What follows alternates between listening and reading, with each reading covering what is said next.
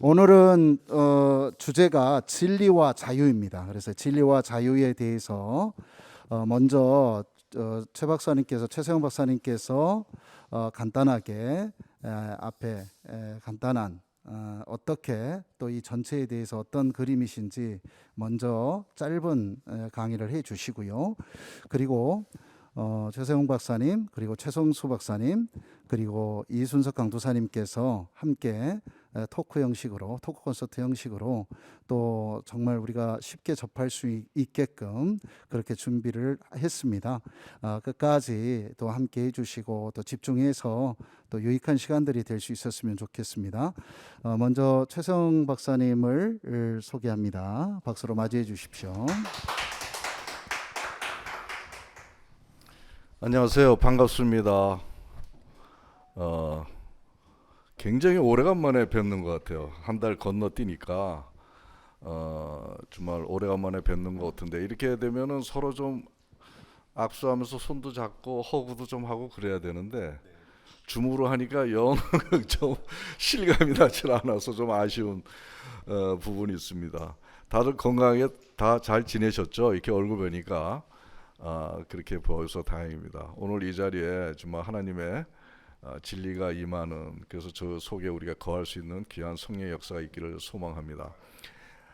이제는 뭐 위드 코로나라는 얘기를 하는데 그게 정확한 말은 아니랍니다. 이제 코로나나 그 변이 바이러스가 우리 주위에 맴돌고 있지만 이제는 일상 회복이라고 하는 그런 우리의 그 상황으로 이제 변화가면서 진짜 감기 안 걸리게 조심해야 되는 상황이에요. 만약에 감기가 걸릴 것 같으면 저한테 꼭 문의해 주시기 바랍니다.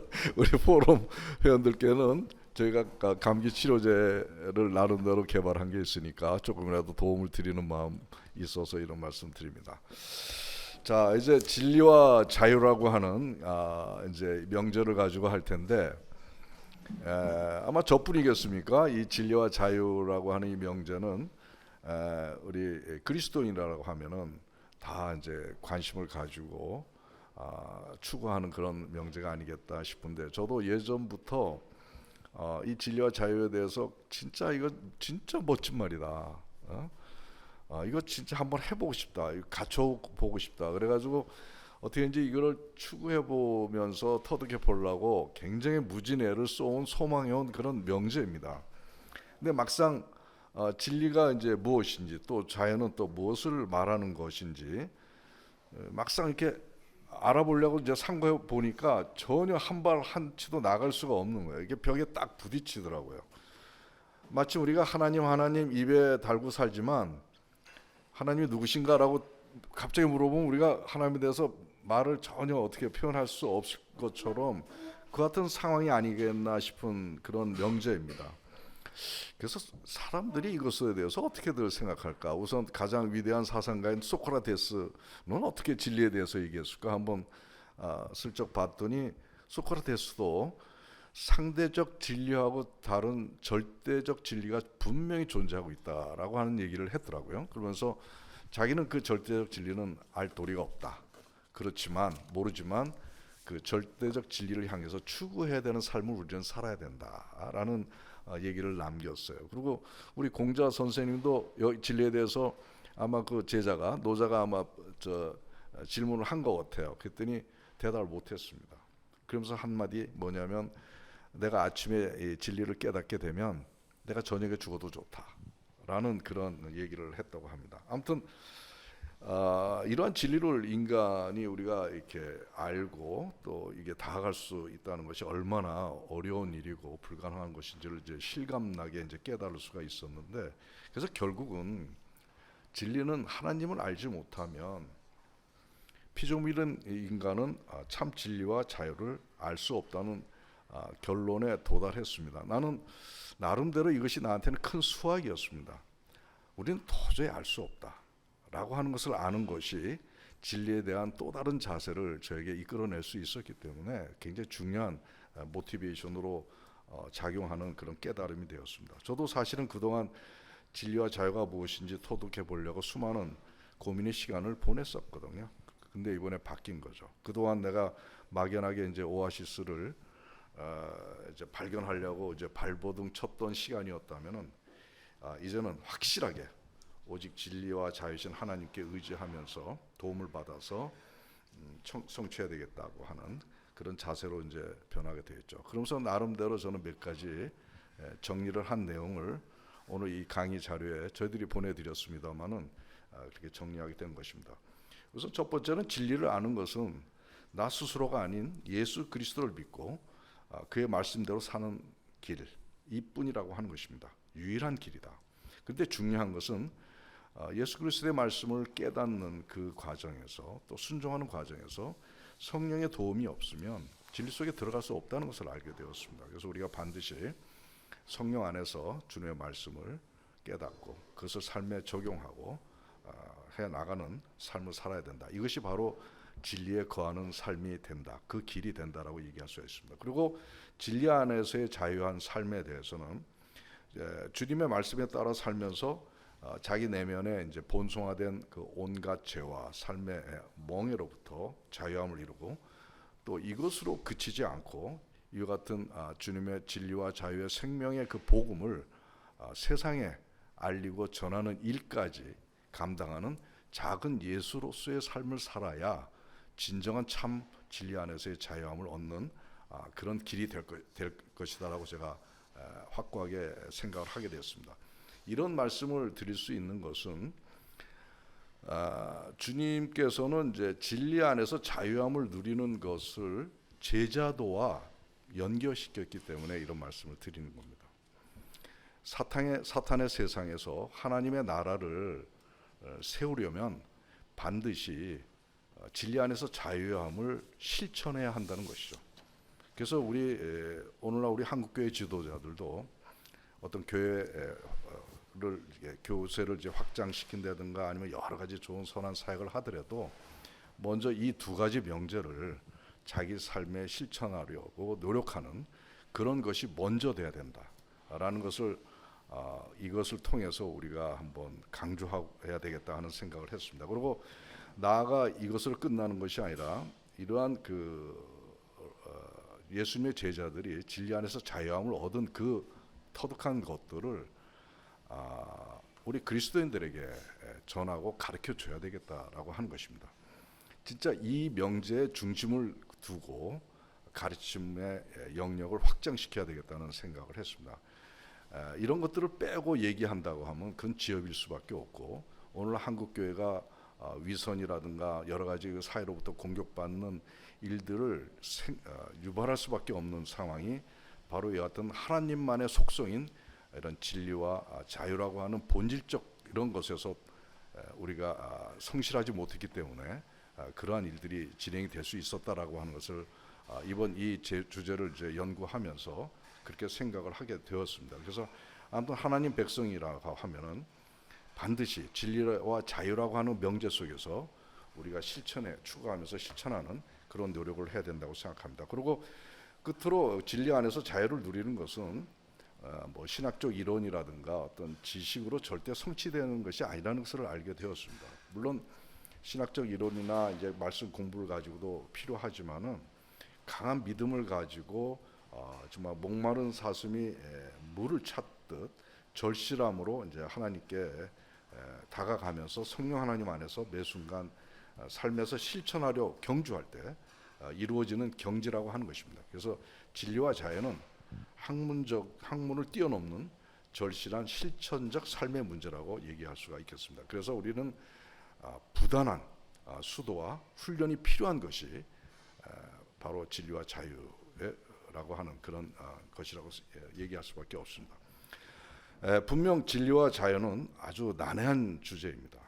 그리고 또 알고서 실천하기가 어떤 면에서는 불가능한 것일 수도 있었습니다. 그러나 진리와 자유에 대한 자세를 바꾸면 오히려 다가가기가 쉽고 실천하기가 쉬운 것임을 알게 되었습니다. 오늘 강의는 진리가 무엇인가에 대해서 얘기하고자 하지 않을 것입니다. 오히려 진리를 대하는 우리의 자세가 어떤 것이 바른 것인지 또 진리 안에서 자유하는 그 길이 어떻게 하면 가능한 일인 것인지에 대해서 얘기를 드리고자 합니다. 그리고 저의 경험을 통해서 누리게 되는 그 변화된 새로운 삶의 모습도 소개하는 것으로 오늘 강의를 이렇게 정리하도록 하겠습니다.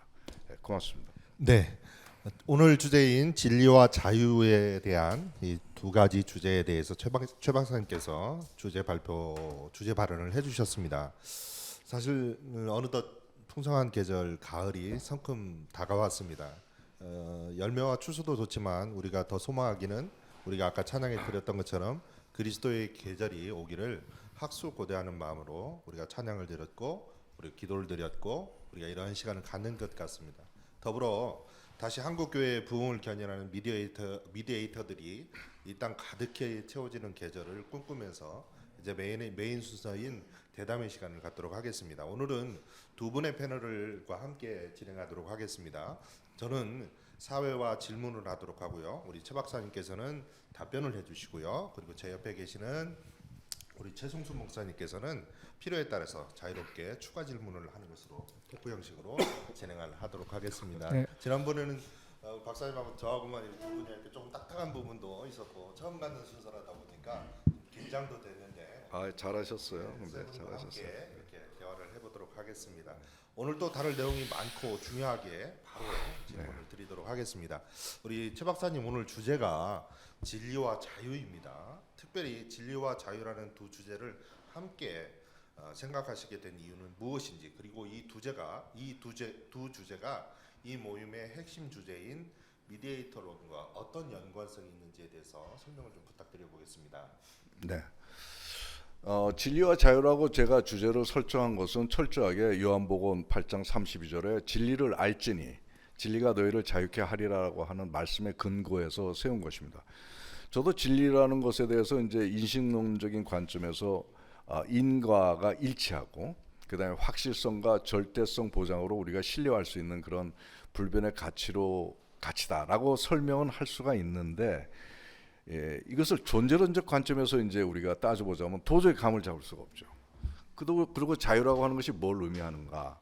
뭐 어디로부터 누구로 구속이나 억압을 받지 않고 자기의 의지나 생각을 가지고 결정하고 행동하는 것 정도가 자유가 아니겠나? 이 정도는 얘기할 수 있지만 자유의 본질적 의미는 역시 가늠할 수가 없는 것이죠.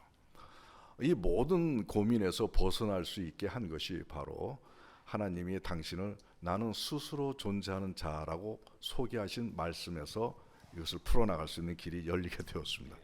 스스로 존재하시는 분, 즉 자유이신 하나님이 생명을 창조하셨고 또 생명을 운영하시는데 그 섭리가 진리이기 때문에 자유와 생명과 진리는 한 뿌리 안에서 나왔음을 알 수가 있는 것입니다. 그래서 진리와 자유는 같이 다룰 수밖에 없다, 이렇게 얘기할 수 있습니다. 그리고 미디에이터하고의 관계성은 이렇습니다. 미디에이터 인물은 뭐 우리가 나중에 더 상세하게 말씀을 드리겠습니다만 서로 다른 요소나 사람 그리고 가치, 주장, 어떤 세력 간의 이분법적인 분리와 양극화를 해소하고 상호 소통하고 그래서 융합을 이루어서 온전한 생명 공동체를 이루어 나가도록 이끌어내는 역할을 하는 사람을 바로 우리가 미디에이터라고 얘기하지 않습니까?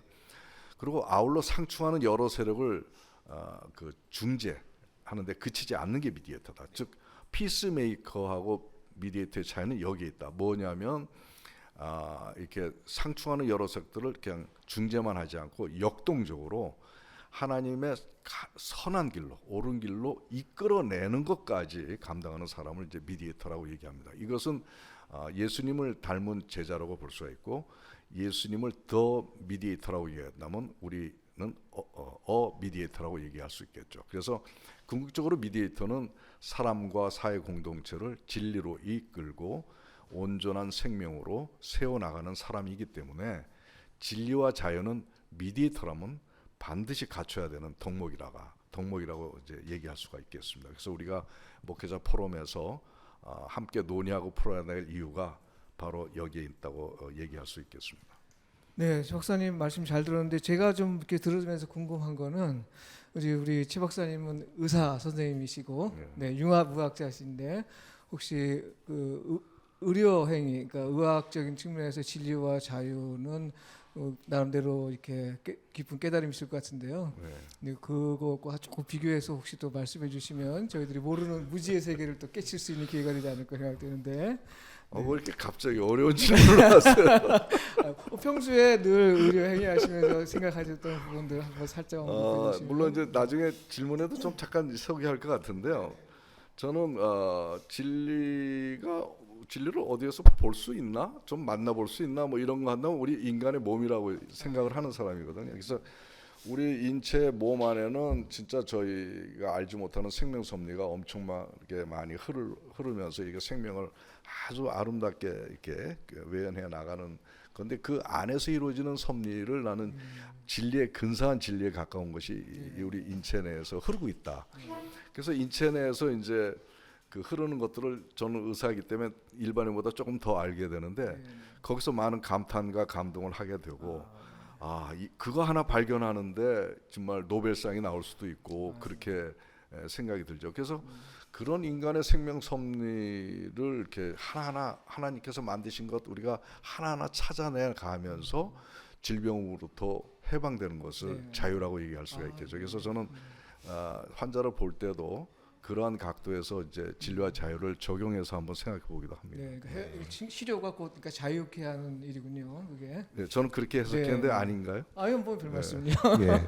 하나님이 창조하신 걸작품인 인간의 몸을 통해서 진리를 발견하시고 그렇죠. 진리를 찾아내셨다는 박사님의 말씀이 그간의 의학자로서의 살아온 긴 삶 속에서 그리고 연구 과정에서 아마 얻으신 귀한 값진 진주와 같은 거 아닌가 이렇게 생각을 해봅니다.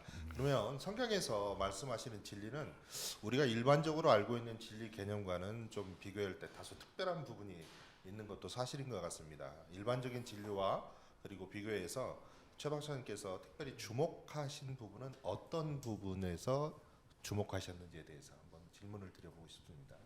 네. 우선 성경에서 진리에 대해서 얘기하는 거는 이제 어떤 존재론적인 관점에서 설명하는 것 같아요. 그러니까 절대적이고 불변하고 영원하고 또 모든 것을 존재하도록 하는 그리고 모든 것을 온전한 생명으로 이끄는 것. 이것을 이제 진리라고 이제 성경은 소개를 하고 있는데 뭐 이거는 도저히 저희들이 다가갈 수가 없죠. 뭐 진리에 대해서 많은 사상가들이 얘기는 하고 있지만 성경에서 얘기하는 존재론적 관점의 절대적 진리에 대한 것에는 근처에 갈 수가 없다고 생각합니다. 근데 그러다 보니까 이런저런 사람 얘기가 많은데 특히 데카르트 같은 사람은 진리에 대해서 논할 때 이렇게 얘기했어요. 인간의 이성에 의해 클리어리하고 그다음에 분명하게 판명한 것이라고 주장하는 거죠. 그러니까 인간의 의성이 이성에 의해서 분명하게 논할 수 있어야 그것이 진리라고 얘기하는데 뭐 이렇게 엉뚱하게 얘기하는 사람도 있어요. 그 양반은 인간을 시계 부속품으로 비교를 했어요. 그래서 다 이렇게 시계 부속품을 이렇게 다 흩어놨다가 조립해서 다시 딱 만들면 그대로 시계가 되듯이 인간의 생명 구성적으로 다 해놨다가 다시 붙여놓으면 인간이 된다라고 얘기하는 사람의 뇌에서 나온 말이니까 저 사람은 이제 이 진리가 인간의 이성이나 이런 것들을 뛰어넘는 경지라고 하는 것을 몰라서 하신 말씀인 것 같아요. 근데 제가 이제 진리를 공부하면서 제가 주목하게 된 몇 가지가 있습니다. 우선 첫 번째가 하나님만이 오직 진리라고 하는 것을 규정하고 모든 인간은 스스로 진리를 알 수 없다는 것을 인정하는 것에서부터 나는 시작을 해야 되겠다. 이거는 반드시 전제돼야 되겠다. 이거는 모든 상황에서 다 통용이 되는 전제 사실이다. 그래서 이러한 생각을 하면은 자연스럽게 하나님 앞에서 이제 겸손할 수 없게 만들고 또 어떤 상황을 만드냐면 그동안 우리가 시와 시비 앞에서 뭐 각자의 이제 신학적 이론이나 무슨 저 같으면 의학적 지식이나 경험이나 윤리적 기준에 의해서 이거 아니면 안 돼, 이거야지만 안 돼 하는 등의 어떤 주장을 쓰면서 막 악다구니 쓰면서 싸움도 하고 막 그렇게 해왔다는 것이 얼마나 잘못됐는가. 그래서 나의 생각이나 주장을 다른 사람에게 그렇게 강압시키고 교만과 독선의 언행을 하는 거. 이거 진짜 반성해야 된다는 점을 이번에 공부하면서 느끼게 됐습니다. 그래서 이제 그동안 제가 이거 아니면 안 된다라고 매달려왔던 가치들이 있었잖아요. 근데 이것이 과연 많은 사람한테 보편적으로 거칠 것이 없이 적용되느냐? 한번 나 자신한테 한번 퀘스천 해보라는 거죠. 이제는 앞으로 그래야 되겠다라고 하는 것입니다. 이런 것이 바로 진리에 대한 이분법적인 자세를 버리고, 그래서 모든 가치나 주장이나 사람 앞에서 좀 더 유연해지고 좀 더 포용적인 그런 자세가 되는 것을 제가 이번에 그 주목을 하게 되면서 배우게 됐고요. 그다음에 두 번째는 하나님은 이제 스스로 존재하셔서 없는 것을 있게 하시고 죽은 것도 살게 하시고, 뭐 하나님 말씀 반드시 실현되고 하나님의 말은 항상 옳고, 뭐 이러한 것을 확고하게 믿어야 되겠다. 예, 확고하게 믿어야 되겠다. 근데 그것을 또 믿는 것뿐만 아니라 저희 삶에 그대로 실천을 해야 되겠다. 이런 생각을 이제 하게 됐어요. 그러다 보니까 어떤 일이 생기냐면, 내가 지금 현재 무슨 참 어려움이나 수렁에 빠질 수 있잖아요. 빠지는 경우가 있잖아요. 그러나. 근데 반드시 하나님이 건져 주신다는 거죠. 예. 이것에 대한 확신을 조금 더 하게 됐어요. 그러면서 그런 확신을 가지니까 내가 지금 수렁에 있고 어려움이 있지만 기쁘고 감사하고 평안을 유지할 수 있는 길이 열리더라라고 하는 것이고요. 그 다음에 반드시 하나님의 말씀은 이루어진다라고 하는 것에 근거해서 지금은 잘 내 삶에서 잘 이루어지지 않지만 반드시 이루어진다. 그러다 보니까 소망을 가지고 인내하게 되는 저가 될 수 있겠다. 나는 그런 것을 이제 이번 공부하면서 이제 더 저에게 주목해서 적용을 했고, 하나가 더 있다면은 진리를 목마름으로 물을 찾듯 진리의 임재하심을 갈구하며 나날이 진리로 거듭나고 한 걸음씩 진리에 다가감으로써 진리와 하나가 되면서 자유함을 누려보겠다 하는 그런 자세를 가지게 되었어요. 그래서 또 이것에 아까 말씀드렸지만 이것에 그치면 절대 안 되겠다. 나눠야 되겠다. 증언해야 되겠다. 나 혼자서만이 아니라 그렇게 해야 돼. 그래서 아마 이런 일도 하지 않나 이런 생각이 드는데, 그런 생각들을 새로이 각오를 하게 되는 그렇게 시간이었습니다. 그럼 혹시 이 진리를 공부하시면서 내 삶에 확 변한 게 딱 한 가지를 있다면, 획기적으로 변한 게 있다면 뭔지 하나 소개해 줄 수 있겠습니까? 우선 뭐 현실의 문제인데요. 이 현실에서 그 현실을 바라보는 저와 나의 임한 현실을 바라보는 하나님의 생각이 다르다는 걸 이제 알게 됐죠. 그래서 이제는 제가 그 현실에서 있는 모든 상황을 인간적인 해석과 또 정력의 해석과 뭐 이런 어리석은 해석들을 통해서 이루어지는 많은 죄악과 불완전함과 이런 것들이 하나님의 관점에서 한번 재해석을 해서 풀어나가는 그러한 저 자신을 이제 한번 적용해보는 그런 계기가 되었죠. 가장 큰 변화, 정말 기대됩니다. 또 변할지 몰라서요. 네. 계속 진리를 바라보면서 하나님의 관점에서 바라보기라는 말씀을 해주셨습니다. 만일 누군가 진리란 무엇인가라고 박사님께 묻는다면 어떻게 대답하실 수 있을까요? 이렇게 한번 질문을 드려보고 싶습니다. 좀 어려운 질문이기도 하고. 글쎄요. 아까 최순봉 목사님께서 이제 질문하셔서 내가 여기서 대답하려고 그랬는데 그렇습니까? 잠깐 제가 저 선견 좀 있습니다. 제가 이제 뭐 당연히 진리를 알 수 없는 제가 어떻게 대답을 할 수 있겠습니까? 근데 하나님은 우리가 눈으로 볼 수 없으니까 진짜 뭐 우리가 가늠할 수가 없죠. 그렇지만 하나님이 우리에게 볼 수 있는 근사한 진리가 있다는 것을 시사하셨잖아요, 말씀에서. 근데 그것이 바로 이제 로마서 1장 18절에서 20절의 말씀인데요.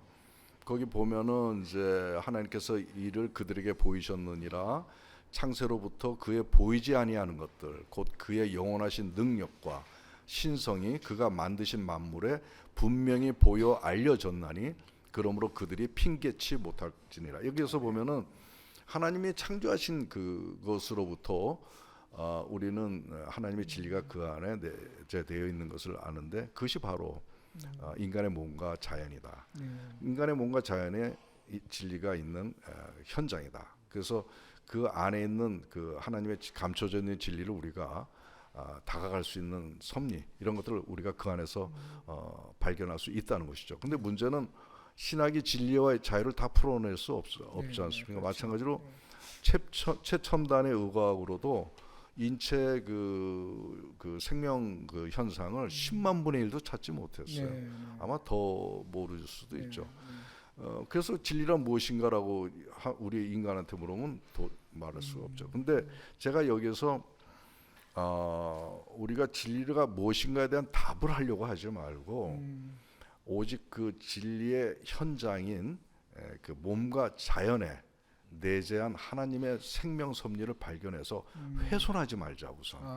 훼손하지 말고 그 다음에 그 몸과 자연 안에 있는 하나님의 진리에 대해서 경이로움과 또 기쁨과 환희 속에서 공감을 하고 그 안에서 누리면서 생명 주관자이신 하나님께 무한한 사랑과 영광을 올려드리고 또 겸손히 무릎 꿇으면서 그 내 삶에 하나님의 진리가 임재하시기를 소망하면서 사는 것. 네. 이것이 바로 진리를 아는 것이 네. 가까운 행동 우리들의 모습이다 이렇게 얘기할 수밖에 없습니다. 네, 다음 질문을 좀 드려보겠습니다. 사실 성경에 진리와 쌍을 이루고 등장하는 단어들이 여러 있는데요. 특이한 점이 있기도 합니다. 진리는 당연히 거짓과 대조적인 의미로 소개될 것 같은데 전혀 그렇지 않더라고요. 예를 들어서 인자와 진리, 은혜와 진리, 영과 진리, 은혜와 진리 등 여러 가지가 있는데요. 어쩌면 앞서 질문을 드렸기도 하지만 어느 정도 성경적 의미의 진리가 갖는 특성을 암시하는 것 같기도 합니다. 그래서 박사님은 이런 현상에 대해서 어떻게 설명해 주실 수 있을까요? 네, 이 뭐 지금 말씀하신 거 진리에 대한 여러 가지 그 기능을 얘기하셨던데 이것은 진리의 다양성과 통전적 기능에 대해서 말하고 있는 것이라고 이제 생각합니다. 진리는 선악 기준과 같은 공의로도 작용하지만 심판으로도 작용하지만 구원과 치유와 회복이라는 용서와 포용으로도 작용한다는 거죠. 공의와 심판의 진리이면서 동시에 용서와 구원과 치유의 진리가 작동하고 있다는 것입니다. 특히 진리의 상대 개념으로 말씀에서는 거짓을 얘기하지 않습니다. 이는 성경적 진리의 의미가 시와 비, 시비를 가리는 데 있지 않다는 것을 의미하는 것이죠. 그래서 이러한 진리의 통전적인 그런 기능은 진리 안에 항상 은혜와 사랑이 존재하기 때문에 가능한 것이라고 저는 생각을 합니다. 그래서 이러한 통전적 진리의 통전적 기능이 가장 분명하게 드러난 것이 바로 십자가라고 얘기할 수가 있겠죠. 그래서 주님의 십자가에는 심판의 진리도 있지만 복음과 구원과 치유의 진리도 공존하고 있다 이렇게 봅니다. 그래서 이제 우리가 기독교에서 그 통전적 진리에 대한 생각을 가지고 있어야 됩니다. 그래서 시시비비를 가리는 것으로 우리 기독교의 진리를 이용해서는 안 됩니다. 그래서 뭐 임의의 기준에 따라서 이건 옳고 이것은 그르다, 이것은 선이고 이것을 악이라고 우리가 기독교 진리를 근거해서 얘기하는 것은 하나님의 통전적 진리 개념하고는 상반되는 이고 잘못된 것이고, 그래서 우리가 기독교의 진리를 바탕으로 해서 추정과 어떨 때는 이렇게 추정하고 어떤 때는 배척을 하는 이분법적인 자세는 반드시 이번에 지향이 되어졌다는 생각이 듭니다. 그래서 기독교 진리는 배척보다는 오히려 믿음과 사랑 안에서 관용을 실천하는데 오히려 예수님은 방점을 두고 계시거든요. 그러다 보니까 이제 원수도 사랑하시는 것을 예수님께서 이제 그렇게 보여주셨지 않습니까? 그래서 이처럼 온전한 생명 공동체에 이르는 길이 그 진리라고 한다면 그것은 원수를 품을 수 있는 사랑을 가지지 않으면 하나님의 기독교 진리를 사회에 구현할 수가 없는 것입니다. 그래서 악과 죽음의 존재가 이 땅에는 얼마나 많습니까? 근데 이런 것들을 정죄하지 않고 오히려 이제 선과 생명으로 만드시는 하나님의 통전적인 그런 생명의 구원 방식을 우리가 이제 배워야 되겠다라는 생각이 듭니다. 그래서 우리가 뭐 정치적으로든 뭐 여러 가지 사회적으로든 문화적으로든 우리가 기독교 진리를 근거해서 이건 안 됩니다, 이래야 됩니다라고 하는 것들에 대해서 조금 더 유연하고 표현적인 그래서 그들까지 끌어안을 수 있는 그러한 그 은혜와 사랑을 갖춘 진리를 적용하는데 우리가 노력을 해야 된다. 그런 방향으로 가야 된다 얘기하고 싶습니다. 그게 말씀 들어보니까 그게 기독교에서 얘기하는 진리가 진리의 아주 독특한 특징이라고 생각이 듭니다. 그러니까 네, 일반 그렇습니다. 사회에서는 진리가 아주 투쟁의 원리고 그렇죠. 싸우는 근거고 갈등의 원인이 될 수 있는데 그렇죠. 진리가 이 포용과 사랑의 의미로 한다면 정말 그게 기독교적인 의미에서의 진리의 특성이 아닐까 이런 네, 생각이 드네요. 그렇습니다. 예. 오늘 좋은 말씀 감사합니다. 예, 그런데 여기서 한 가지 생각해 볼 것은 저희는 그렇게 생각하지만 흔히 어떤 사람들은 기독교 진리가 기독교 진리에 대해서 얘기를 할 때 비난을 듣는 것 중에 하나가 기독교의 진리는 독선적이다라는 얘기를 맞아요. 가끔 네, 듣기도 네, 합니다. 그래서 또 다른 한편으로는 진리 문제에 관련해서 현대 기독교가 직면한 가장 어려운 문제 중에 하나가 아마 다원주의가 아닐까 싶기도 합니다. 네. 그렇다면 다원주의 사회에서 기독교 진리의 특성을 보존하면서도 비난받지 않는 방법이 좀 어려운 이야기지만 어떤 방법이 있을까요? 네, 사실 요즘 뭐 우리 사회가 너무 다원주의적이고 뭐 다 그런 문화 속에 살고 있는데 사실 기독교 진리가 독선적이라고 하는 것은 맞습니다. 그거는 뭐 우리가 부인할 수가 없습니다. 우리는 그런 아주 대단한 절대적인 그 진리를 보유하고 있는 사람으로서 독선적인 진리를 우리는 갖고 있다고 하는데 자부심을 갖고 있어야 되는 것이고요. 그런데 문제는 기독교 진리에 대한 그리스도인들의 자세가 독선적이라는 겁니다.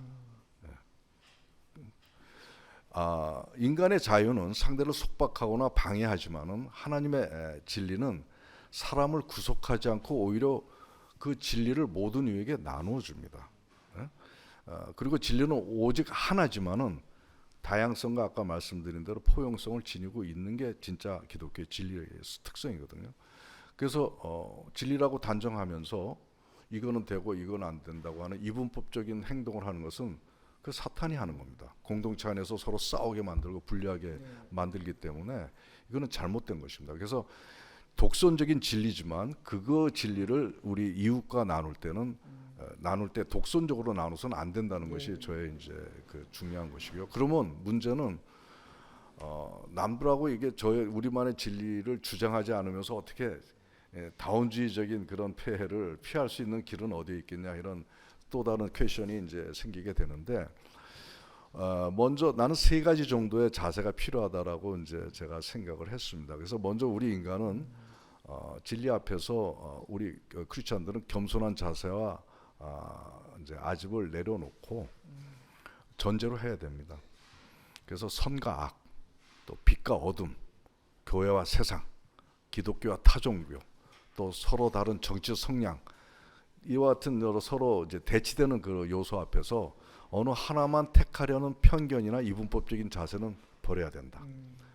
그래서 서로 어떻게든지 소통해서 합력의 선한 결과를 이룰 수 있다라고 하는 그런 개연성을 가지는 진영에는 통전생명관 사상을 항상 무장하고 있어야 되겠다. 그래서 나하고 생각이 다르거나 주장이 다르거나 뭐 이데올로기가 다르거나 했을 때 딱 대치하지 말고 어떻게 소통할까, 어떻게 선한 길로 이끌어갈 수 있는가에 대한 그런 자세를 갖는 것이 첫 번째고요. 두 번째는 이제 다양한 사람들의 의견이나 주장을 포용하는 자세가 근본적으로 그런 매너가 필요하다고 생각이 듭니다. 그래서 되게 보면은 내가 생각하는 것이 진리고 옳다라고 하면 대체적으로 선을 긋고 배타적이고 좀 이렇게 누르고 하는 그런 것이 있는데 이거는 진리를 지향하는 사람들의 자세가 아닙니다. 사실은 진리라고 하는 것은 통전성입니다. 모든 다양한 요소들이 서로 연계돼 가지고 서로 연계되면서 형성돼가는 그런 진리가 있습니다. 그래서 남들로부터도 배울 수가 있고 그것으로부터 자기가 반성할 수도 있고 하는 상호관계 속에서 보다 나은 진리로의 한 걸음을 더 나아갈 수가 있는데 이런 것을 모르기 때문에 그런 거거든요. 그래서 대화의 능력이 굉장히 중요하다. 대화의 능력이 그리스도인들한테는 너무 중요한 덕목이고 그다음에 제가 아마 다음 달에 할 그것이 이제 주제가 이제 사랑입니다만 거기서 아마 구체적으로 얘기 나눌 텐데 서로 다른 사람들이 생각들이 다르고 뭐 이 체질도 다르고 식견도 다르고 다른 사람들이 모인 게 공동체인데 이 다 서로 다른 그 사람들이 모여서 아름다운 선을 구현하는 그 메커니즘에 대한 얘기를 할 겁니다만은 그치 서로 다른 것들을 어떻게 서로 잘 상생하고 상극하면서 온전한 사랑의 공동체로 구현하는 것에 대한 방식을 보여야 된다.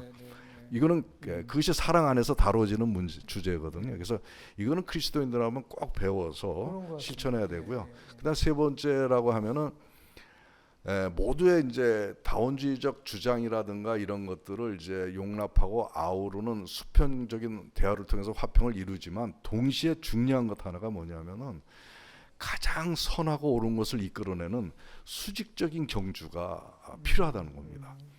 그냥 수평적인 거는 피스메이커예요. 싸움하지만 말자. 그렇지만 하나님이 얘기하는 그런 그 독선적인 진리는 반드시 이루어져야 되는 그런 것인데 그것을 배타하고 이분법적으로 분리해서 이루어지는 것이 아니라 서로 포용과 용납과 화합을 통해서 그 대신 그대로 멈추지 말고 전진해 나가야 된다. 그것은 하나님께서 이끄시는 그 선한 길, 하나님께서 그는 하나님으로부터 그 부여받아야 되겠죠.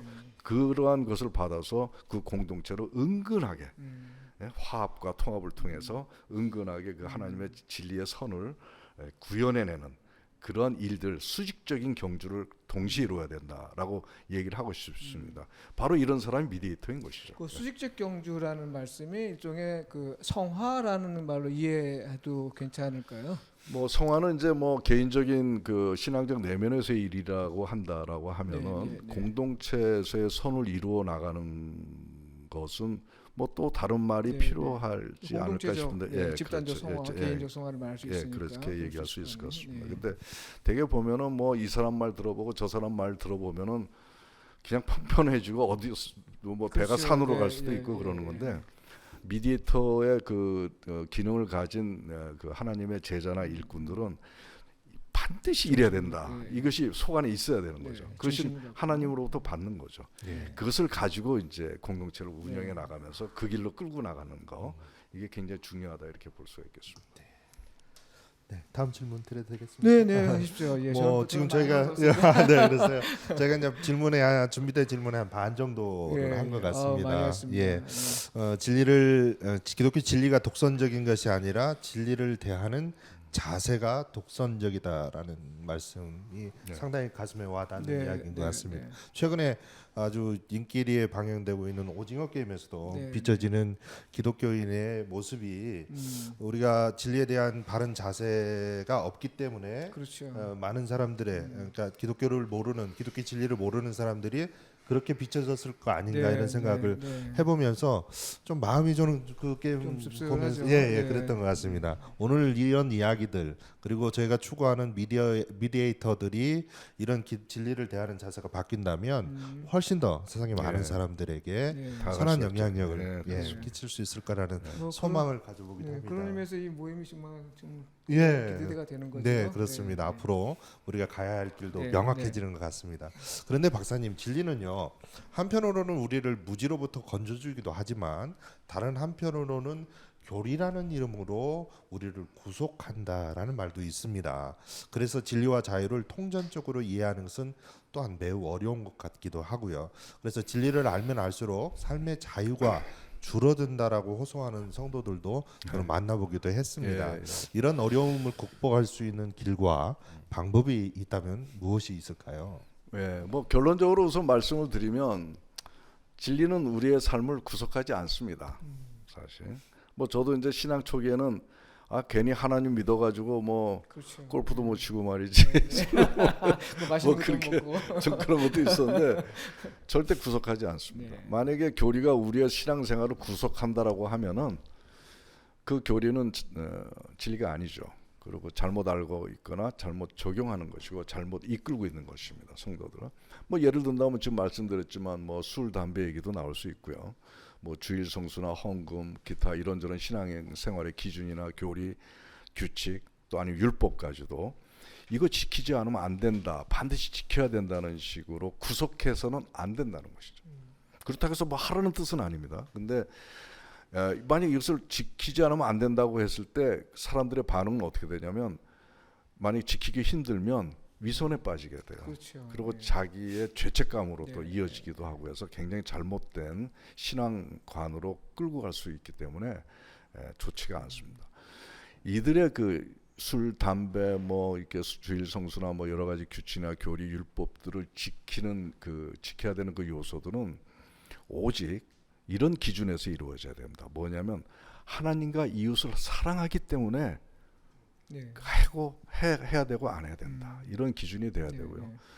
또 하나님 나라를 사모하기 때문에 지키고 안 지키고 하는 것이 선택돼야 된다는 것입니다. 그리고 또 하나는 하나님이 지으신 우리의 생명을 저해하는 측면에서 적용되고 안 되는 것이어야 한다는 것이지, 그것이 어떤 교리를 네. 측면에서 그것을 구속해서는 안 된다는 네. 생각이 있습니다. 그래서 근본적으로 구속의 개념도 하나님과 하고 저희 생각하고 좀 차이가 있습니다. 억지로 하면 구속이지만 사랑으로 하면 구속이 아니라는 그렇죠. 것이죠. 하나님은 네, 네. 실제 남녀가 사랑으로 서로 구속이 되지 않습니까? 그러면 뭐 서로 얼마나 구속합니까? 자발적 옛날에 구속이죠. 생각나죠? 네, 네. 자발적 근데 중독은- 그렇게 구속을 하지만 오히려 행복 호르몬이 흐르거든요. 그렇죠. 네. 그리고 자율신경이 기쁨과 즐거움으로 막 충만해지죠. 네. 생명으로 가는 거예요. 사랑으로 구속이 되면 더 이상 구속이 아니죠. 오히려 생명으로 충만해지는 것이죠. 이것이 바로 사랑의 종노릇의 실체인 것이죠. 네. 네. 그래서 하나님은 우리가 진리 안에서 자유를 얻되 그 자유를 정욕으로 남용하지 말고 무엇을 대하든지 억지로가 아닌 사랑으로 이웃의 종노릇하라는 것이라는 것이죠. 그러니까 그것이 바로 하나님이 우리한테 그렇게 하셨거든요. 네. 그래서 그걸 배워서 네. 우리도 그렇게 좀 하라라고 하는 것이죠. 사랑으로 그래- 구속하라. 그래서 이렇게. 우리 최 박사님께서 우리 그 권사님께 그렇게 순종을 잘하시는군요. 예, 그래서 사랑하시기 때문에 구속한다는 건 정말 참 네, 그런 것 인상 깊은 같습니다. 말씀입니다. 그렇게 예. 보여줬다면 제가 잘하고 있네요. 예. 예, 구속에 대한 바른 개념 정리가 무엇보다도 꼭 잘 확립되어 있어야 될 것 같습니다. 그렇다면 구속의 반대말로 불려지는 자유란 개념은 참 멋진 말이면서도 또 한편으로는 참으로 이해하기 어려운 개념이기도 합니다. 특히 하나님의 자유와 인간의 자유는 좀 조화되기가 쉽지 않다라는 생각이 들기도 합니다. 이 두 양자가 조화할 수 있는 길이 무엇이 있고 또 그리고 있다면 어떻게 가능할까요? 이런 말씀을 좀 드려보고 싶습니다. 다 지금 쉽지 않은 질문이신데요. 사실 하나님의 자유는 이제 절대적이고 영원하고 뭐 모든 존재 가능하게 하고 온전한 생명 이끄시는 것이 하나님의 절대적인 자유라고 한다면, 인간의 자유는 불완전한 상대적인 자유라고 볼 수가 있죠. 그래서 절대적 자유가 없는 인간은 잘못된 그 자율적 자유에 의해서 하나님을 배반했죠. 그리고 사탄이 지배하는 세상으로 내쳐지게 됐잖아요. 결국 세속적인 자유로 이제 인간의 자유는 전락을 했습니다. 세속적인 자유는 하나님으로부터 떠나서 자기의 이익과 욕망을 추구하는 자유로 이제 변질이 됐고, 세속적인 자유는 세상 유혹에 휩쓸려서 자기 뜻과 생각과 의지에 따라 사는 것을 하나님의 은혜 안에 머물며 하나님의 뜻대로 사는 것보다 더 좋아하고 우선하게 되었습니다. 그래서 이 세속적인 자유는 사탄의 메인 삶의 방식이고, 자기 욕망을 채우고 야망을 실현하는 의지로 발현이 됐고, 결국은 인간은 하나님의 형상 따라 살지 않고 하나님의 말씀과 행위에 전인적으로 반응하지 않아서 죄와 사망의 권세인 그 사탄 안에서 그 자유로 변질이 됐고, 이것이 바로 생명과 진리이신 하나님 안에서의 자유의 삶과 서로 충돌하게 되었죠. 그래서 하나님의 자유와 인간의 자유는 조화하기가 굉장히 어렵다, 이렇게 얘기할 수 있습니다. 그런데 하나님은 사탄 안에서의 자유와 하나님 안에서의 자유라는 양극 상황을 설정하시고 우리에게 선택하도록 요구를 하셨습니다. 굉장히 어려운 요구라고 저희는 생각이 듭니다. 왜냐하면 죄와 사망의 반응으로 이게 저희는 코드화되어 있었기 때문에 당장 눈에 보이고 피부에 닿는 세상의 현실에서 하나님의 길을 선택하기가 쉽지가 않잖아요. 그렇죠. 대부분 뭐 세속적인 자유가 우리한테는 훨씬 더 매력적이고 네. 또 보암직도 하고 네. 지혜롭기도 하고 탐스럽고 뭐 그러다 보니까 그 길로 가는 것이거든요. 근데 이러한 자유는 되게 미움과 불안, 두려움, 분노, 교만 이런 걸 항상 수반하고 결국은 질병과 죽음으로 이르게 하는 거거든요. 그래서 하나님은 우리가 죄의 이런 권세에서 벗어나서 진리와 생명의 선택을 하게 하시기 위해서 성령님을 보내주신 것이라고 저는 생각합니다. 성령 안에서의 자유는 비록 받아들이기가 어렵습니다. 사실 어색하고 좀 불편하고 저 너머의 삶의 방식처럼 느껴지지만 이러한 성령 안에서의 자유는 평안과 기쁨과 감사 등을 이제 수반하게 되죠. 이제 하나님의 자녀라고 한다면 그동안의 사탄의 지배와 또 사탄의 품성과 또 죽음과 세상의 유혹, 욕망, 자기 의익만을 추구했던 삶, 세상 삶의 멍해와 굴레에서 벗어나지 못해서 방황하는 그러한 것에서 이제 벗어나서 진정한 생명의 자유신 하나님의 다스림을 받아서 거룩하고 성령 품성을 담고 생명을 추구하고 하나님 나라에 대한 소망 가지고 남을 위한 의지로 그래 살아가는 그런 삶으로 변화돼야 된다고 이제 생각을 합니다. 그래서 이제 하나님의 자유와 충돌하는 인간의 자유는 성령에 의뢰해서 이끄심으로 교정돼야 되겠다. 교정되고 그래서 이러한 충돌하는 순간에 하나님이냐 사탄이냐의 어떤 영적인 선택의 문제에 우리가 앞에 놓여 있다고 생각을 합니다. 결국 우리가 이제 하나님을 선택해서 주어진 자유는 이제 죄로부터 벗어나고 사탄의 유혹 함정에서 벗어나고 세상의 굴레 속박에 매여 있지 않는 참 자유 상태를 우리가 누릴 수가 있는 것이거든요. 그래서 이러한 사람들에게 하나님은 이런 이에게 제자라고 얘기하시는 것이고 이러한 사람들에게 자유를 공급하시고 이제 이끄실 거라고 생각합니다. 저는 그 낮엔 해처럼 밤엔 달처럼 그렇게 살 수 없을까 이런 찬양을 1절이죠. 1절의 찬양을 참 좋아하고요. 이번에 진리와 자유 공부하면서 이 찬양을 항상 하면서 그러한 저의 삶의 모습을 이렇게 한번 상상해 보았거든요. 노래를 한번 청해 들었으면 좋겠다는 생각했는데 아니 가사를 좀 그래서 시간이 없다고 그러셔서 그럼 다음 시간에 다음에 특성으로 다음 시간에 오프라인 특성 한번 때 부탁하겠습니다. 저기 특성을 명소를 하자고요? 보일 때 한번 좀 특성 부탁하겠습니다. 잘못 얘기했네. 네. 뭐 추가적인 질문이 네, 네. 예. 그런 것 같습니다. 자유는 진리와도 깊은 관계가 있지만 늘 우리 지난 시간에도 강조하셨던 것처럼 온전한 생명과도 깊은 관계가 있다는 말씀 제 마음속에 깊이 와 닿는 것 같습니다. 방금 말씀을 하지는 직접적으로 언급해 주지는 않으셨지만 우리가 미리 받았던 질문지에 보면 자율적 자유라는 표현이 있었습니다. 그래서 그 자율적 자유에 대해 조금만 더 설명을 부탁을 드려봐도 되겠습니까? 사실 자율적 자유라는 말을 이번에 그 진리와 자유 공부를 하면서 제가 장명을 한 거예요. 근데 최은수 목사님하고 저하고 이제 같이 상의하면서 준비하는 가운데 이제 칸트가 얘기했다는 거예요. 아무튼 뭐 어쨌거나 제가 이번에 그래서 제가 자율적 자유라는 말을 이제 새롭게 장명을 하면서 이거 잘못된 거 아닙니까? 한번 검토 좀 해주시오 이렇게 목사님께 건의했더니 칸트가 이미 얘기해 놓은 거라 그러는데 제가 칸트를 따라서 한 건 아니고요. 공부하다 보니까 이런 생각이 들어서 이제 그런 표현을 썼는데 우선 하나님의 자유와 인간의 자유는 근본에서 차이가 있습니다. 하나님의 자유는 스스로 존재하고 영향도 받지 않고 절대적인 자유인데 또 중요한 것은 스스로의 자유를 다른 우리에게도 자유를 공급하신다는 거죠. 근데 인간의 자유는 그냥 외부로부터 억압에서 벗어나고 자기 의지로 뭔가 할 수 있는 상대적 자유인데 하나님의 자유하고 좀 차이 나는 것은 불완전하고 정욕에서 나오는 것이고 그러다 보니까 이웃에 다른 사람한테 속박을 주는 겁니다. 오히려 그러니까 하나님의 자유와 인간의 자유하고 좀 다른 거죠. 그래서 이런 걸 볼 때는 자유라고 하는 것은 엄밀한 의미에서 하나님에게만 적용이 되는 것이지 인간에게 자유라고 하는 개념을 사용하는 것은 좀 무리가 있다. 나는 그런 생각이 들었습니다. 그래서 인간의 자유는 절대적이고 온전한 하나님의 자유와 달리 어떤 자기의 의지나 행위가 불완전하고 잘못된 정령에서 비롯되는 것이기 때문에 이러한 자유를 저는 인간의 자유를 자율적 자유라고 이렇게 정력이나 불완전한 것에서 나오는 자유를 자율적 자유라고 제가 이렇게 칭해야 되겠다. 좀 하나님의 자유하고는 좀 구분해서 사용해야 되겠다는 생각을 했습니다. 사실 하나님이 인간에게 자유를 주시지는 않은 것 같아요.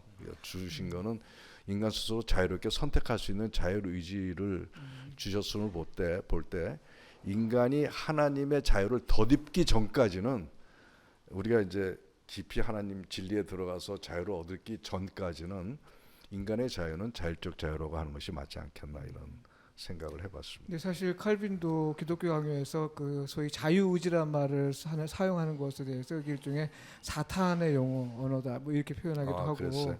루터도 자유의지란 말을 일반적으로 다 사용할 수 없고 이제 우리 그리스도인들은 노예의 의지다 이렇게 표현했는데 아마 노예의 의지라는 표현이 노예는 구속된 거고 의지 이제 어떤 선택의 어떤 결정권이 있다는 얘기인데 그런 점에서 이 자율적 자유라는 표현이 적절히 잘 쓰신 것 같습니다. 그래요? 제가 볼 때. 고맙습니다. 근데 물론 이제 칸트는 그 자율적 자유란 말을 인간이 인과윤리의 범위 내에서 자유할 수 있다 이런 의미에서 자율적 자유를 썼는데 장로님 최 박사님께서 말씀하신 내용을 들어보니까 그 하나님의 성령의 이끄심에 순종하는 그 범위 내에서 자유 이걸 말씀하신 걸로 이해됩니다. 그렇습니다. 네, 감사합니다. 네. 예. 이제 질문이 2개 남았습니다. 예수 그리스도를 믿고 그의 제자가 되어서 진리를 알면 자유하게 된다라고 하는 예수님의 말씀은 그 선언은 매우 충격적이기도 하고 기쁜 소식이기도 합니다. 진리 안에서 우리가 자유롭다. 우리가 오늘 계속 이어오는 이 이야기의 어떤 절정을 향해서 가는 이 결정적인 한마디의 말씀인 것 같은데요. 그렇다면 하나님 안에서 자유를 얻는 자는 어떠한 삶을 사는 사람인지에 대해서 좀 설명을 좀 부탁드려 보고 싶습니다. 네. 분명히 이제 다르죠. 하나님 안에서 자유를 얻은 자와 그렇지 못한 자의 삶은 분명히 다를 것입니다. 오늘 제가 제가 살면서 이제 추구해왔던 것도 있고 이런 공부를 하면서 이래야 되겠다고 하는 부분도 있고 또 경험으로 이제 저의 삶의 하나의 부분으로서 이렇게 노력하는 부분도 있고 이런 것들을 좀 생각나는 대로 제가 제시는 해봤는데요. 우선 하나님 안에서 자유함을 얻게 되면 우선 저부터라도 나는 그동안 죄의 노예였다. 이거를 절감하는 게 중요하다고 생각했어요. 그동안 내가 그래도 좀 멋지게 살아보려고 노력은 했지만 사람들 앞에서 내 속은 죄의 노예였다. 이런 것을 깨닫는 것이고 그래서 어떻게든지 벗어나기 위해서 하나님 뜻 안에서 매 순간 지배받으면서 순종하면서 살아야 되겠다. 라는 그런 생각을 아주 단단히 먹습니다. 그래서 이제 제가 스스로 이게 옳다 좋다 이런 감정이 이런 거 다 이게 좋은 게 아닌데 그렇게 하려다 보면은 또 위선이 되고 교만이 되더라고요. 그래서 우선 내가 죄의 노예였다고 하는 것을 인지하면서 이제 매 순간 하나님의 뜻 안에서 살아야 되겠다는 결의를 가지고 지배받는 감정까지도 그러한 것으로 이제 노력하는. 와, 그거 무지무지 어려운 근데 일인데요. 이게 쉽지가 않아요. 근데 하나하나 하면 되긴 되더라고요. 그래서 은근히 바뀌어요. 오래 걸립니다. 근데 그런 게 하나가 있고요. 그 다음에 하나님 안에서 자유를 얻는 자의 모습이라고 한다면 주님하고 연합해야 된다는 겁니다. 연합해야 된다. 하나가 돼야 된다는 거죠. 그래서 그의 제자가 돼야 되겠다. 이게 말씀에도 보면은 너희가 내 말에 거하면 참으로 내 제자가 되고 진리를 알지니 그 진리가 너희를 자유롭게 하리라. 이 말씀에 근거한 건데 연합하지 않으면 난 안 된다. 이게 하나가 돼야 된다. 참 연합한다는 게 쉽지는 않잖아요. 인간이 어떻게 하나님하고 연합할 수가 있겠습니까? 근데 하나님은 계속 연합하라고 저희를 계속 인바이트 하십니다. 하나가 되자. 친구가 되자. 나의 노예가 아니라 친구가 되자 이렇게. 근데 우리가 그 초대에 응해서 하나님한테 점핑해야 된다고 저는 보고요. 그렇게 되면 연합하게 되면 죄와 멍에를 이기고 온갖 죄에서 다 벗어나는 길이 열리고 삶의 그 멍에나 부담 이런 것에서부터 벗어나는 참 자유를 누리게 되는 것이죠. 그래서 이제 그런 것들을 이제 우리가 추구해야 되겠다라고. 거기에는 성령의 역사가 아주 필요하겠죠. 그렇죠. 네, 왜냐하면 성령께서 자유의 하나님이신 성령께서 함께하지 않으면 그 길을 우리가 어떻게 찾겠습니까? 그 다음에 우리가 이제 그 자유를 얻게 되면 사탄이 본성화시킨 육신의 정욕에서 이제 벗어날 수가 있습니다. 사실 아까 질문에서 얘기한 건데 사실 이제 그동안 저도 모르게 사탄이 이럴 때는 이렇게 해라라고 이렇게 코드화시킨 반응이 있잖아요. 그게 다 우리가 자율신경계에 특히 많이 입력돼 있습니다. 누가 나 공격하면 같이 화를 내야 돼 네. 이렇게 입력이 돼 있잖아요. 네. 그리고 누가 나를 손해 보게 하면 가서 걔네들 대갚아 내도록 네, 그렇게 네, 해야 네, 돼. 뭐 네, 하고 네. 누가 나 뭐라고 하면 걔 미워해야 돼. 네, 뭐 네. 이거는 뭐 거의 본성화된 네, 저희 네, 이제 그 죄의 방식이고 그것이 신경계와 이 뇌, 중추신경, 자율신경, 호르몬계 다 코드화돼 있어서 그냥 본능적으로 반응을 하죠. 네. 근데 이거 벗겨내야 된다는 것이죠. 이게 참 하나하나 벗겨내는 게 어려운 것이고 네, 네. 하나님도 그거 하나 벗겨내는 게 성 하나 차지하는 것보다 큰 일이다 이렇게 얘기하신 네, 거고 네, 쉽지 네. 않은데 이거 해야 된다는 것이죠. 그래서 육신의 정욕에서 벗어나야 되고 그 다음에 우리가 하나님 안에서 자유를 얻은 자는 사랑의 종로로 타는 또 다른 속박을 기꺼이 감수해야 된다라고 저는 생각을 이제 하게 돼서 이게 제가 좀 약한 부분인데요. 어쨌거나 그 하나님은 자유이신 하나님이시잖아요. 하나 방해도 받지 않고 억압도 받지 않고 모든 거 다 하시고 다 이루시고 그러시는데 인간 만드시고 속박당하셨어요. 네, 오히려 맞죠. 자유이신 하나님이 그러니까 그렇게 권능의 하나님이 우리한테 그 권능을 펼치지 않으시잖아요. 그리고 그러한 공의의 하나님이 심판 잣대로 우리한테 들이대지 않으시잖아요. 그러니까 그 하나님도 자유신 하나님도 우리의 생명을 위해서 우리를 위해서 스스로 속박하셨듯이 네. 우리도 이웃 사람들을 위해서 속박 당해야 되겠다. 네. 그게 바로 사랑의 종노릇이 아니 그런 말에서 표현이 되는데 저는 저의 이제 그 자존심, 저의 이기심 이런 것들을 속박해야 되겠다. 그래서 이제 이웃에게 사랑의 종로수를 통해서 그들에게 좀 하나님의 진정한 사랑을 전해야 되겠다 하는 그런 생각을 하면서 좀 하려고 그럽니다. 장로님 옆에 있으면 네. 사랑 많이 받겠습니다. 저도 좀 주시기 바랍니다. 그 다음에 이제 하나님 안에서 자유 얻은 자는 하나님이 기뻐하시는 진정한 예배자가 된다. 비로소입니다. 저희는 하나님을 온전히 예배할 수 없습니다. 예배해도 카인의 예배처럼 받지 않으십니다. 뭐 예배의 본질적 의미라면 다 아시지만은 하나님 백성이 합당한 거룩한 신분으로 찬양과 영광을 돌려야 되는 거 아니겠습니까? 그 다음에 또 하나는 우리가 드리는 것도 있지만 또 하나는 하나님의 생명 진리 사랑 안에 우리가 네. 들어가는 네. 초대해서 들어가는 두 가지 의미가 있다고 저는 생각을 합니다. 그래서 이러한 아주 거룩한 예배 현장에 우리가 이제 또 삶에서의 예배 현장에서 신령과 진정으로 드려야 되고 또 거룩한 삶을 실천함으로써 하나님 기뻐 받으시는 산 제물이 돼야 되는데 이렇게 되려면 성령 안에서 죄로부터 자유한 사람 아니면 그렇게 될 수가 없습니다. 근데 우리가 이런 것들이 해결이 되면서 예배가 구성이 되었으면 좋겠다.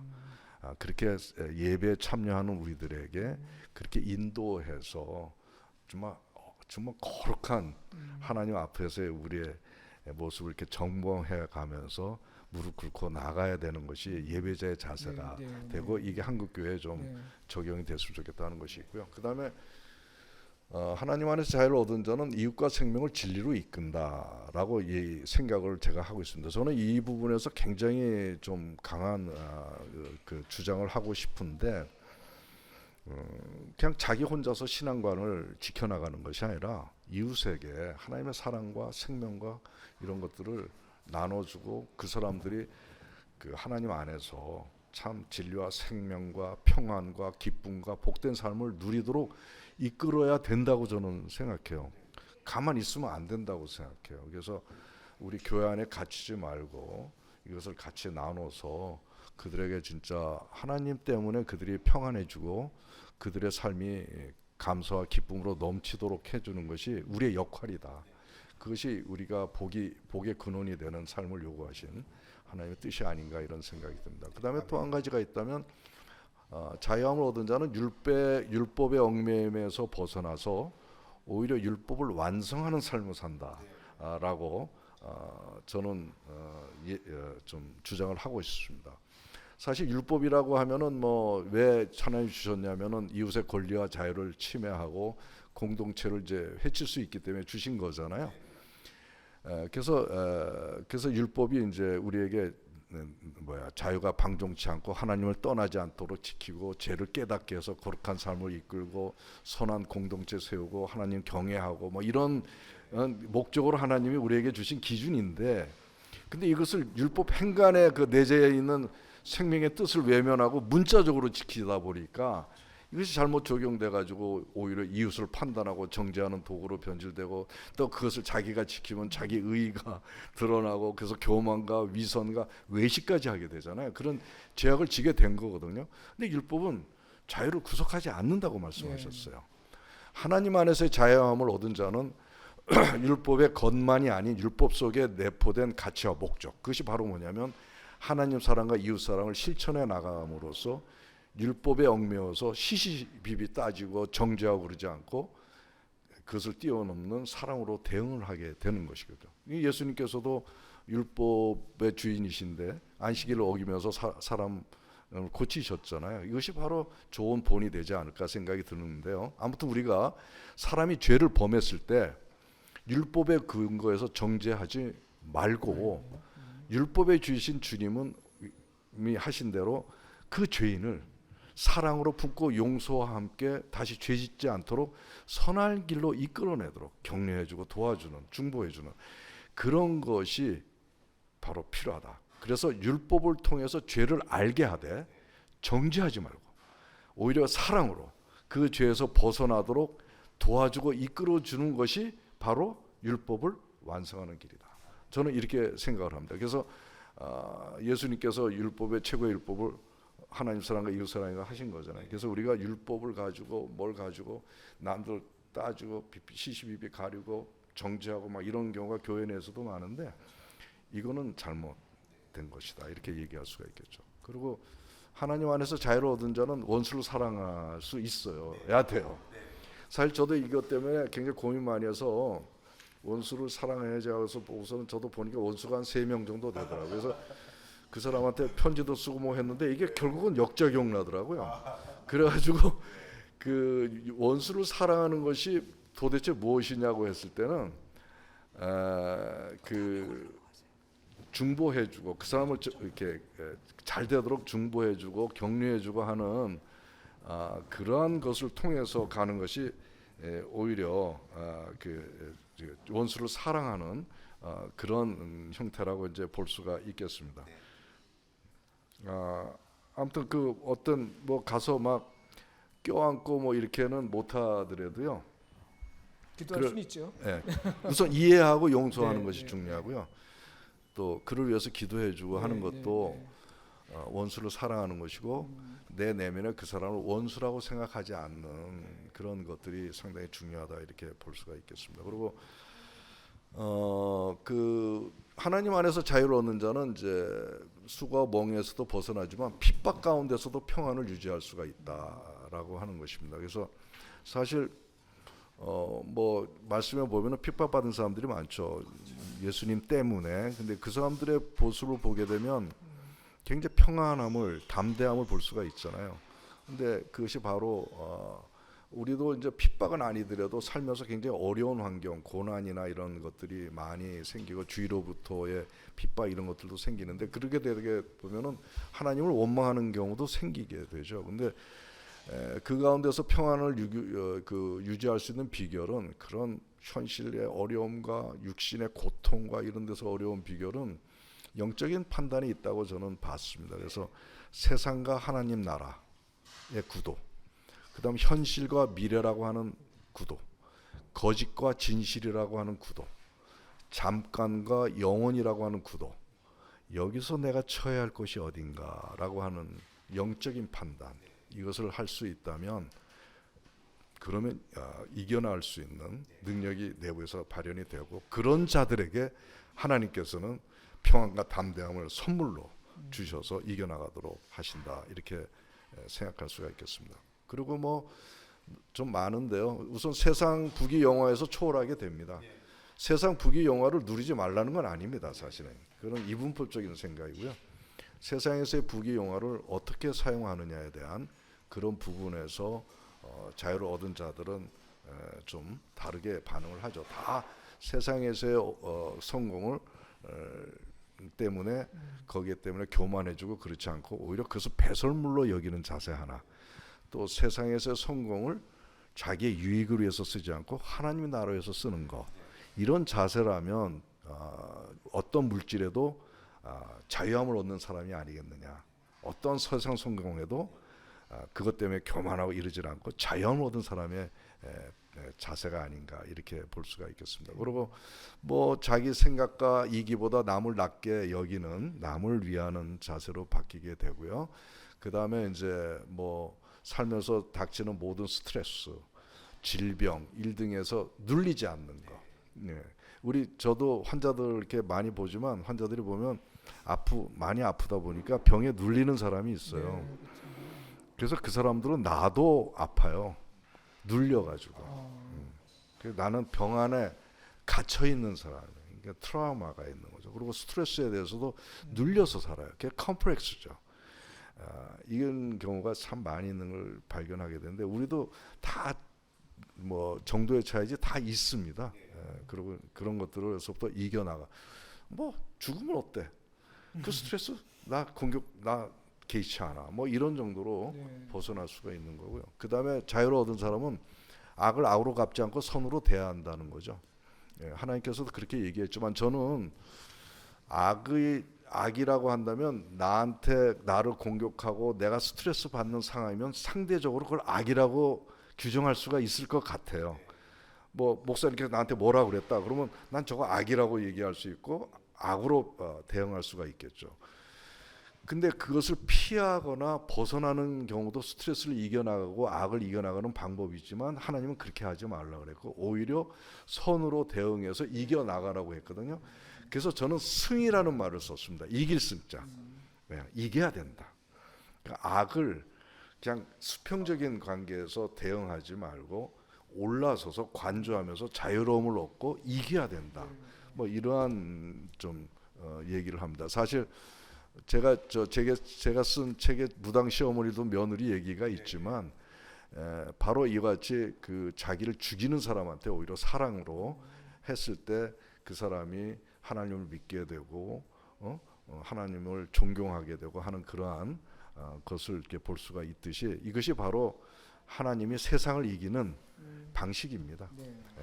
하나님은 절대, 지금 가끔 보면 하나님의 진리를 붙잡고 막 정치권에서도 막 이렇게 싸움하고 막 이런 것이 멋있어 보이고 그러는데, 하나님은 절대 그렇게 안 하신다는 것이죠. 그래서 이런 하나님의 진리나 하나님의 방식을 우리가 배워서 우리가 잘 적용해 볼 필요가 있겠다 생각이 듭니다. 뭐 또 몇 가지가 더 있긴 있었는데요. 그냥 자료로서 드리는 걸로 제가 해야지 너무 양이 많아서요. 이거 제가 그 자료를 보내주신 자료를 보면은 이 관련해서 우리가 배울 게 참 많이 있는 것 같은데요. 요거는 자료를 좀 참고해서 보시면 좋을 것 같다는 생각이 들고, 그럼 더 자세하게 장로의 말씀을 더 깊이 이해할 수 있을 것 같다는 생각이 좀 듭니다. 다음에 또 기회 되면 또 자세한 설명을 좀 드리기도 하고요. 다음 질문 한번 들어볼까요? 네. 우리 장로님, 박사님 말씀을 들으니까 진리 안에서, 하나님 안에서 자유로운 삶을 얻고자 하는 마음이 더 진정으로 소망되어지는 것 같습니다. 어느덧 마지막 질문이 되겠습니다. 진리와 자유라는 주제에 관련해서 혹시 최 박사님의 개인적인 체험이 있으시다면 오늘 인터뷰의 마지막 질문으로 한번 드려보고 싶습니다. 뭐 많죠. 근데 제가 이번에 진리와 자유 주제로 상당히 오랫동안 이제 공부도 하고 이렇게 좀 추구해 보고 하다 보면서 항상 느끼는 게, 내가 진리 안에서 자유함을 얻지 못했구나. 그냥 그게 굉장히 많이 드러나더라고요. 전에는 그냥 넘어갈 수 있었던 문제지만, 근데 사실 제가 1991년, 30년 된 얘기지만, 그때서부터 하나님께서 제가 이 땅에서 수행해야 될 미션을 주신 것이고, 또 그것을 이뤄내기 위해서 많은 또 생명의 지혜도 주셨어요. 그래서 이제 뭐 보면은 서양의학, 한의학 접목을 제가 하느라고 노력한 거 아시잖아요. 근데 이게 쉬운 게 아닙니다. 굉장히 어렵고 누구나 다 실패하는 건데, 이런 융합의학을 이제 이뤄내기도 했고, 그 다음에 우리 국민들이 위장병 제일 많잖아요. 세계에서 소화기 암이 세계 1위예요. 그리고 갑상선암 빼면은 거의 3분의 60% 이상이 위장 소화기 쪽에 있습니다. 근데 이걸 예방도 못하고 원인도 모르는 위장병이 거의 대부분이거든요. 그 찾아낸 게 저잖아요. 네. 그러니까 그런 것도 했고, 그래서 많은 사람들에게 이제 치료도 할 수 있는 그런 담적병 발견을 통해서 할 수 있게 됐고, 또 이제 사탄의 사상이 이분법 극복하는 네. 통년 생명관도 이제 수립을 했고, 또 이제 미디에이터 개념, 네. 하나님 나라를 바르게 세워나갈 수 있는 미디에이터 개념도 세우고, 그런 인물을 양성하기 위한 자료도 만들고, 그리고 한국 교회가 문제가 많다고 하지만 문제가 뭔지를 정확하게 얘기하고 그것에 대한 솔루션을 제시하는 것은 쉽지는 않은 문제였는데, 저는 분명하게 이제 M5 생명 진리 사랑 통전 생명과 미디에이터 이 개념을 한국 교회에 실천해야지만 하나님 나라가 바르게 되는 길이 핵심 가치다, 이렇게 얘기를 했다는 거. 이런 것들은 하나님께서 저를 이제 인도하셔서 가르쳐 주신 것이고 이렇게 세워 나가시는 것이기 때문에 저는 뭐 너무나 감동이죠. 기도할 때마다 감동이죠. 뭐 이걸 알게 하시고 뭐 세상에 모르는 것도 이렇게 알게 됐으니, 그래서 이런 걸 가지고 이제 정말 목숨 바쳐서 갑니다라고 기도하거든요. 저 뭐 목숨 바쳐서 갑니다. 그래서 이렇게 다 내 몸에 그 모든 걸 다 이렇게 붙여가지고 그 M5를 붙여서 가는데, 근데 간혹 여기에 오히려 속박돼가지고 고통스러워하는 경우가 굉장히 많았어요. 이걸 고백하지 않을 수가 없습니다. 그런 것들을 보면서 참 많은 생명의 결실도 보고는 있지만 그 과정에서 몸과 마음이 굉장히 이제 이렇게 고통받고 어려운 것을 제가 이제 알게 되었죠. 그래서 이제 아무튼 그런 것들을 제가 이제 느끼면서 이것을 어떻게 이제 이렇게 극복을 해 나가느냐에 대한 그런 생각을 이제 많이 하게 됐죠. 우선 그러면서 이제 제가 사실 이 미디에이터 개념에서 특히 이제 그러는데, 미디에이터 개념을 알게 된 거는 이제 25년 정도서부터 시작된 것에 이제 알게 됐습니다. 그래서 이걸 하면서도 사실 미디에이터 개념을 처음에 이렇게 나눴을 때 이해해 주는 사람이 한 명도 없었어요.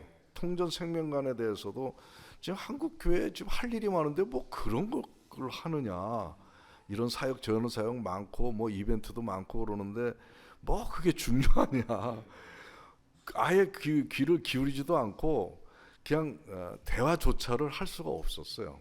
근데 최근에 와서 이제 이렇게 진짜 이것이 하나님의 핵심 중심에 들어가는 길이었구나라는 걸 알게 되는 분들에 의해서 조금씩 아름아름 이제 좀 넓혀져 가고 있는 건데, 아무튼 이런 것들을 이제 하면서 이제 굉장히 미디에이터 개념에 대해서 이제 어려움을 느끼게 됐죠. 근데 이것을 이겨 나갈 수 있는 것을 세 가지를 기도 중에 주셨어요.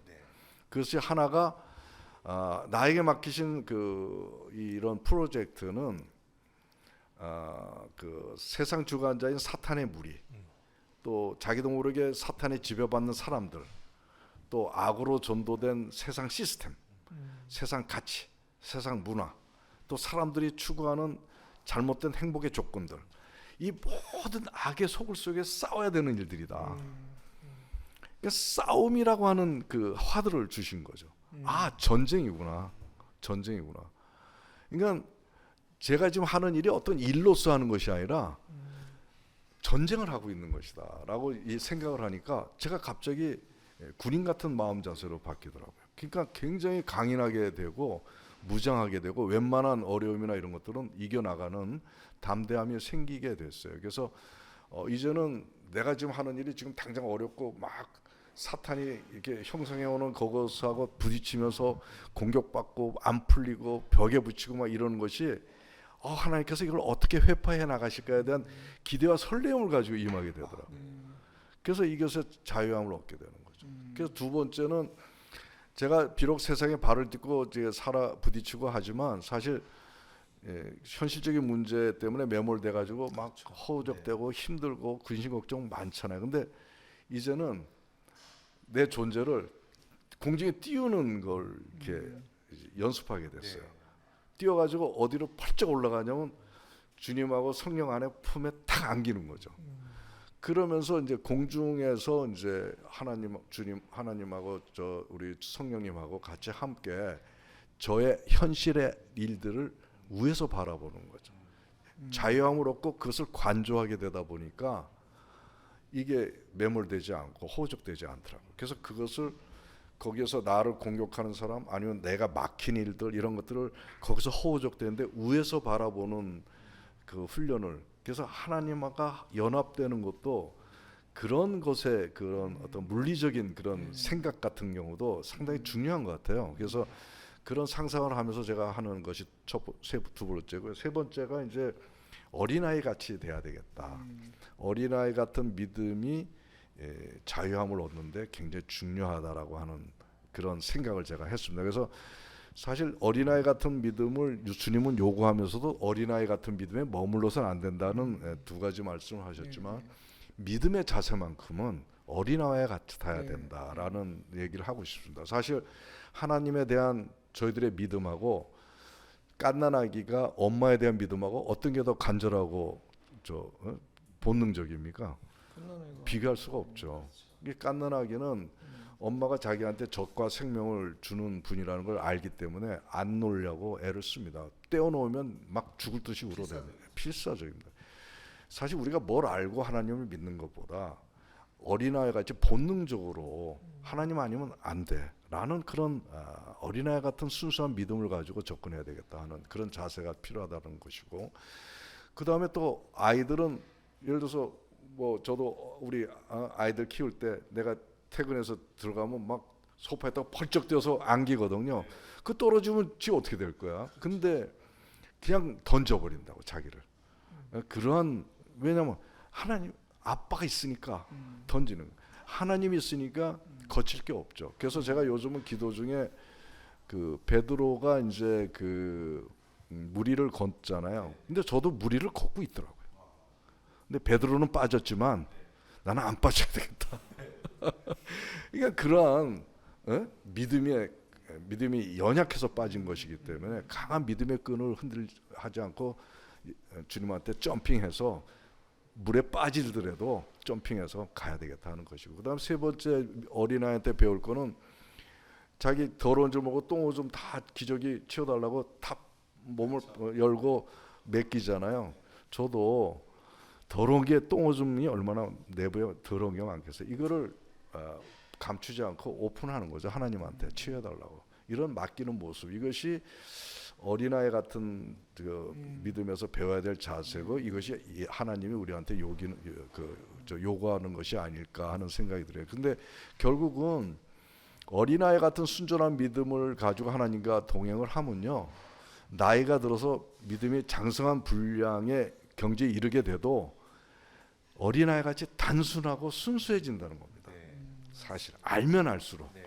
근데 그것을 이제 우리가 추구해 나가면 좀 하나님 안에서 자유한 삶을 살면서 하나님의 그 뜻들을 이루어 나가는 그런 제자가 된다. 저는 이렇게 생각이 듭니다. 결국 진리와 자유가 그 예수님 말씀대로 너희가 어린아이 같지 않으면 천국에 들어가지 못한다는 말씀으로 확 요약이 되는군요.